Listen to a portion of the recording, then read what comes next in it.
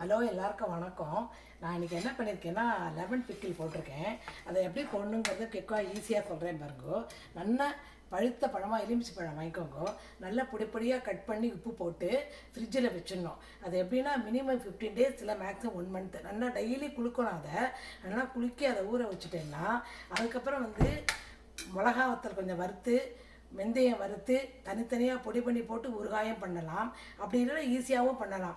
ஆனால் எண்ணெயை விட்டு கடுகு போட்டு பெருங்காயம் போட்டு காரப்பொடி போட்டு மஞ்சப்பொடி போட்டு அந்த வெந்தய பொடியும் போட்டு அடுப்பை அணைச்சிட்டு அப்புறம் இந்த எலுமிச்சங்காயை ஊற வச்சுருக்கேன் இல்லையா அதை போட்டு சிம்மில் வச்சு நல்லா ஒரு 15 minutes 20 minutes பண்ணுங்க. பாருங்கள் எப்படி வந்துருக்கு பாருங்கள், தொக்கு மாதிரி நல்லா துண்டமும் தெரியறது, ஊறுகாயும் நல்லா இருக்குது. இதை நீங்கள் தோசைக்கும் தொட்டுக்கலாம், இட்லிக்கும் தொட்டுக்கலாம், ஈவன் உப்புமா கூட தொட்டுக்கலாம். அவ்வளோ நல்லாயிருக்கும். நீங்களும் இது மாதிரி பண்ணி பாருங்க. பண்ணி பார்த்து டேஸ்ட் எப்படி இருக்குன்னு சொல்லிவிட்டு சப்ஸ்கிரைப் பண்ணுங்க, லைக் பண்ணுங்க, கமெண்ட் பாஸ் பண்ணுங்க.